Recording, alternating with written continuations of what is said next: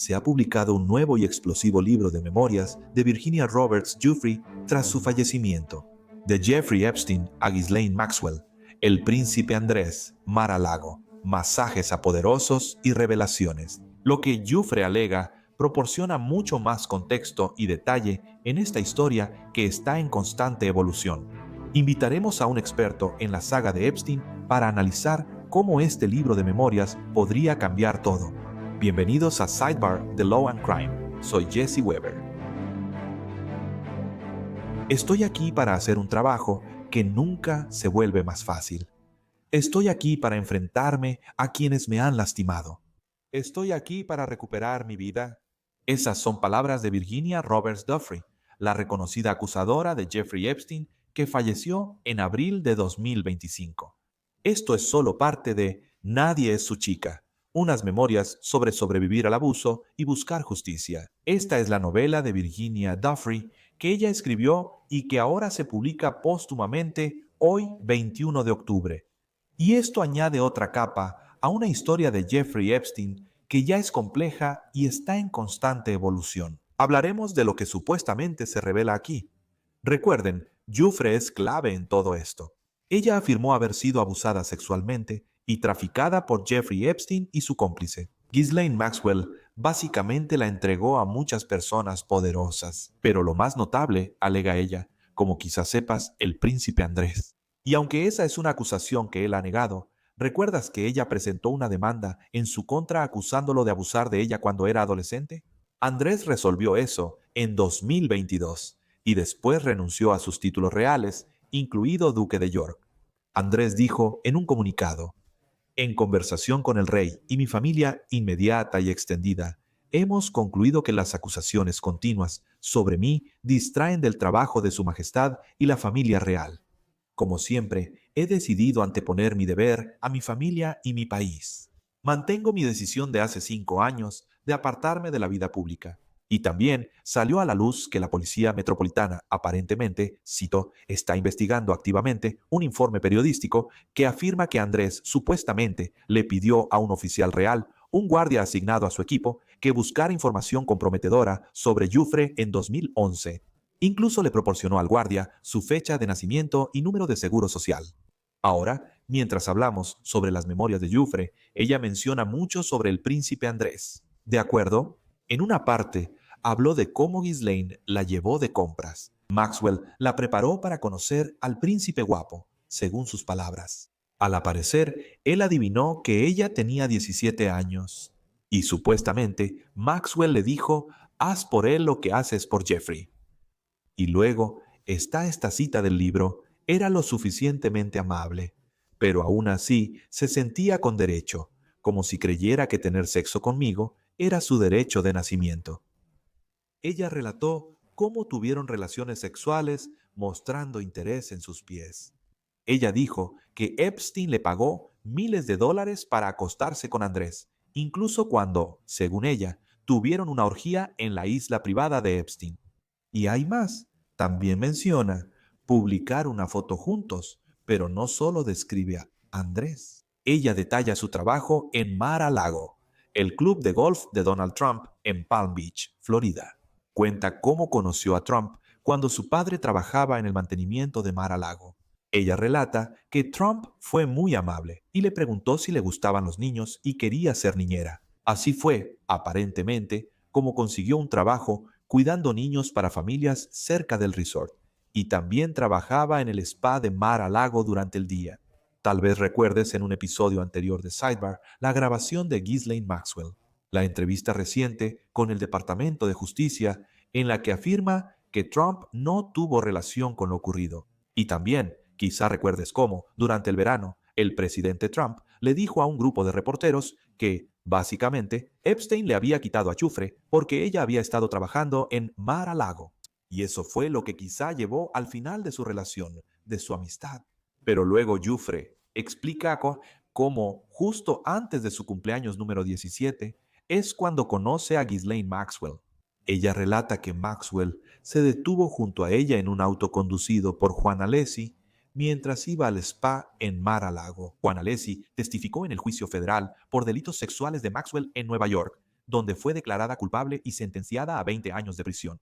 Como explica Giuffre, Alessi testificó que ella parecía joven y Maxwell le ordenó detener el auto. Y ella dijo que aunque en ese momento no se dio cuenta, Maxwell la estaba siguiendo. Ella escribe, un depredador de alto nivel se acercaba. Ella sigue explicando cómo Maxwell llega al spa y la conoce. Ella invita a Giuffre a dar un masaje a Jeffrey Epstein. Ven a conocerlo, ven esta noche después del trabajo. Desde entonces, ella relata cómo fue traficada por personas poderosas, incluido un multimillonario no identificado y un profesor de psicología. La revista People, sobre estas memorias, la cita, fui traficada con muchos hombres poderosos. Entre ellos, había un candidato a gobernador que pronto ganaría una elección en un estado del oeste y un ex senador de Estados Unidos. Ella comenta que Epstein no la presentaba con estas personas por su nombre o ni siquiera la presentaba.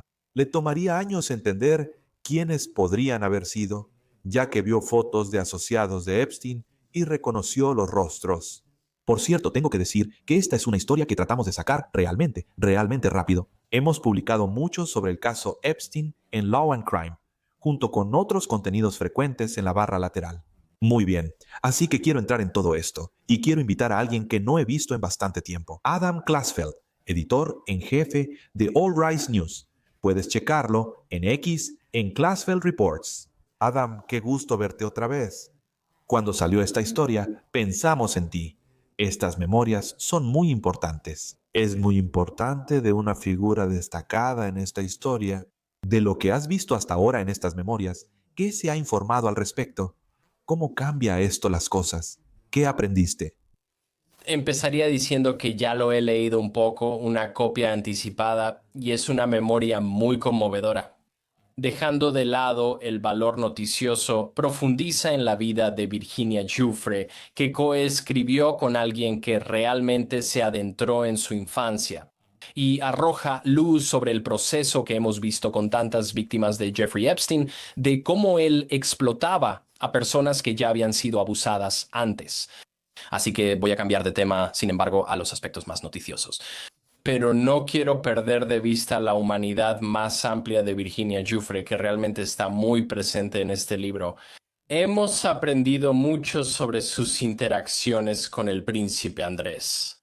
Llamará la atención sobre eso. Hubo una cita que recibió mucha atención de los medios, que él trató el sexo conmigo como si fuera su derecho de nacimiento. Eso fue, por supuesto. El príncipe Andrés sigue negando las acusaciones, pero a los pocos días de que esto saliera a la luz, renunció a sus títulos reales. Es otro golpe más. Cuando él ha negado las acusaciones antes, dijo que la famosa foto que todos han visto de él y Virginia Giuffre podría no ser legítima. Luego Virginia Giuffre lo demandó, y antes de llegar a un acuerdo en esa demanda, él no salió a disputar la autenticidad de esa fotografía. Pero en esto, ella realmente habla sobre la fotografía. Ella dice que fue idea suya tomarla y de hecho publicarla. Correcto.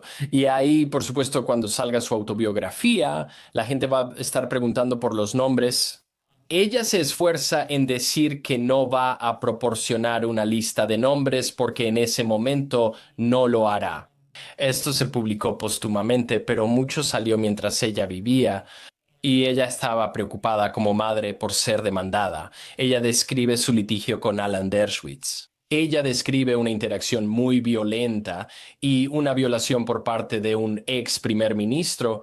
Ahora, ella no nombra a ese primer ministro en el libro, pero es muy claro por el contexto. Ella dice, es alguien a quien ella acusó antes y ha sido reportado en el New York Post. Ella se refiere a Ehud Barak, y ella alega que esta fue una serie de interacciones tan violentas que finalmente la despertó de lo que describe como un patrón muy severo de abuso con Jeffrey Epstein, y realmente le dejó claro que tenía que salir de ahí.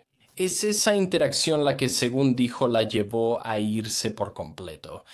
Por cierto, hubo una parte donde hay una nota al pie en la que ella habla sobre Bill Gates y cómo había un posible complot para chantajearlo.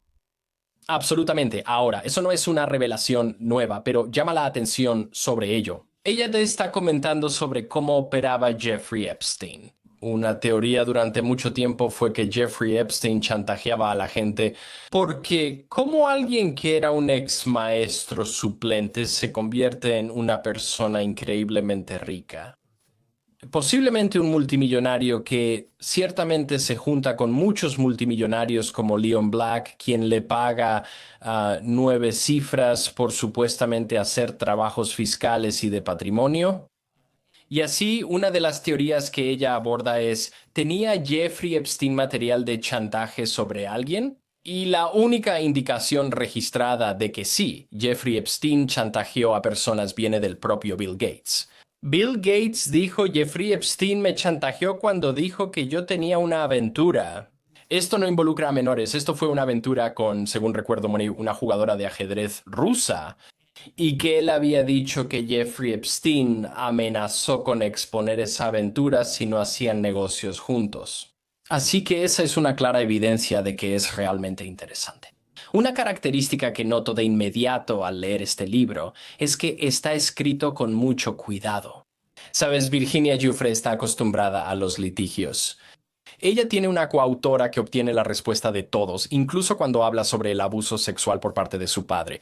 La respuesta de su padre está incluida en una nota al pie. Así que este es un libro que no solo es profundamente personal, sino que describe el camino desde el abuso sexual hasta la trata sexual, pasando por la recuperación y la defensa de las víctimas de la trata sexual. Es estricto, aprendes mucho. Sabes, he estado estudiando mucho de este litigio relacionado con Jeffrey Epstein, casos de trata sexual que han pasado por los tribunales. Hay cosas sobre las demandas contra los bancos más importantes y su papel en esto. Así que esto es, sí. Se sentía muy personal, muy detallado y muy descriptivo. ¿Sabes cuál fue la parte que más me llamó la atención? Una de las cosas fue cuando ella describe la primera vez que conoció a Jeffrey Epstein, la primera vez que él finalmente se tocó a sí mismo. Mientras ella le daba este masaje, Maxwell la estaba guiando, la estaba dirigiendo.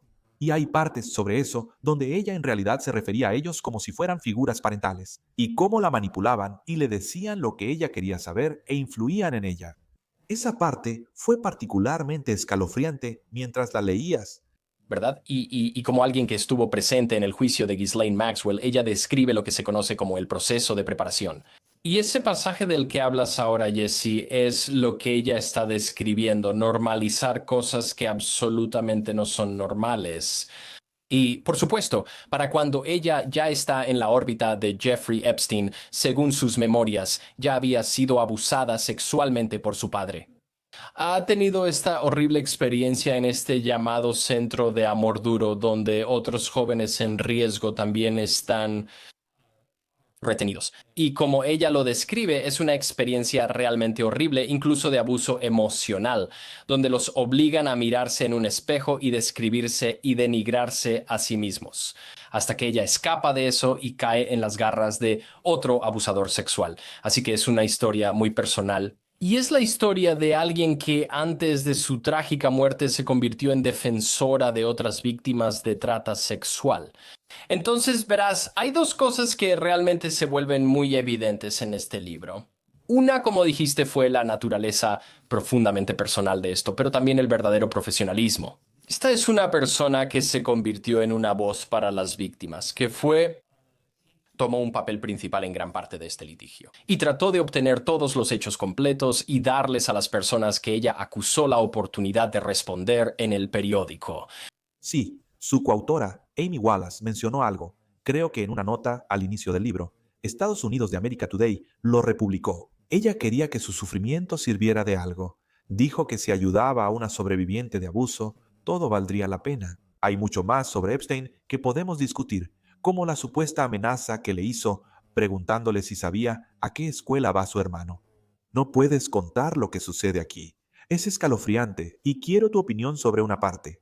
Hay un extracto que fue publicado por Columbia Broadcasting System sobre cuando Giuffre va a París en junio de 2021, cuando ella iba, creo, a testificar contra el cazatalentos francés y asociado de Epstein, Jean-Luc Brunel, en un caso de agresión sexual. Su manera de escribir parece una novela. Describe cómo camina junto a su familia. Ella cuenta: subí las escaleras, doblé una esquina y me paralicé. Una voz en mi cabeza gritó: «Conozco este cuarto». He estado en este lugar exacto antes, hace 2 décadas, cuando tenía solo 17 años. Adam, ¿qué opinaste de esa parte? Fue muy impactante y ocurre muy al principio del libro. Y por supuesto, Jean-Luc Brunel murió en su celda ahorcado de una manera muy similar a Jeffrey Epstein. Ella no pudo testificar en su contra, pero está describiendo el proceso de intentar ser parte de ese proceso penal para lograr que Jean-Luc Brunel rindiera cuentas. Y reviviendo el tipo de naturaleza internacional de la red de tráfico sexual de Jeffrey Epstein. El hecho de que ella esté en París y ese entorno en particular le está provocando estos recuerdos. Eso refuerza el hecho de que cayó en sus garras en Florida, pero ella es una de las pocas víctimas que ha dado un paso adelante. Y con la capacidad de describir lo extendido que es esto, el componente internacional que tiene, que ella fue testigo no solo en los juicios en Nueva York, sino también a un continente de distancia en París, donde eso estaba ocurriendo. Y al pensar en esto, pensamos en su memoria, pensamos en el impacto final de lo que dicen Jufren y su coautor. Como mencioné, Amy Wallace le dijo a Columbia Broadcasting System Sunday Morning que Jufre guardó los nombres que no se hicieron públicos, diciendo, cito: «Puede que no recuerde días, horas y fechas, pero cuando tienes a un hombre violándote con su cara a 15 centímetros de la tuya, recuerdas ese rostro». Y describió lo que Jufre vivió como, cito, un cuento moderno de la criada. Y destacó cómo, cuando Epstein y Maxwell le pidieron a Jufre que básicamente tuviera un hijo para ellos y renunciara a sus derechos parentales, fue cuando supo que tenía que salir de ahí. Y sabes, Adam, esa fue otra parte importante de esto, porque mencionaste que ella ayudó a proporcionar pruebas que llevaron a las autoridades hasta Maxwell. Ella ha inspirado a otros. Al escuchar esa descripción, ¿qué impacto crees que tendrá esta historia? ¿Cuál crees que será el efecto de estas memorias? Buscará mayor presión para lograr más responsabilidad y transparencia. Estamos en un momento en el que se habla mucho sobre la publicación de los archivos de Epstein. Estas memorias pueden contarse entre esos archivos de Epstein y encenderán una chispa en la demanda de transparencia y responsabilidad. Recientemente observamos personas cerca del Capitolio en Washington, Distrito de Columbia. Los sobrevivientes dijeron que conocen los nombres. Están presionando por la transparencia para que, si esos nombres se hacen públicos, no enfrenten posibles demandas. Y que algunas de las personas que estaban ahí como sobrevivientes de Epstein exigiendo rendición de cuentas eran algunas de las personas mencionadas en el libro. Una comunidad de personas que impulsa esto hacia adelante. Así que espero plenamente que este libro sea parte de esa presión por más transparencia, más rendición de cuentas. Y ese es exactamente el legado que Virginia Giuffre esperaba dejar. Quiero decir, Adam, esa es una muy buena manera de explicarlo. Y ya sabes, esta es una declaración poderosa tras su muerte. Estoy seguro de que atraerá más atención y veremos si genera más responsabilidad o respuestas. Adam Klasfeld, gracias por tu tiempo. Ya lo dije antes, pero dile a todos dónde. Diles a todos dónde pueden ver más de tus reportajes y trabajo. Gracias, Jesse. Es un placer estar aquí y verte de nuevo. Adam Klasfeld, gracias. Gracias por invitarme. Y eso es todo lo que tenemos para ustedes por ahora aquí en Saiba. Muchas gracias a todos por acompañarnos. Como siempre, suscríbanse en YouTube, Apple Podcasts, Spotify o donde escuchen podcasts y síganme en X o Instagram. Soy Jesse Weber. Hasta la próxima.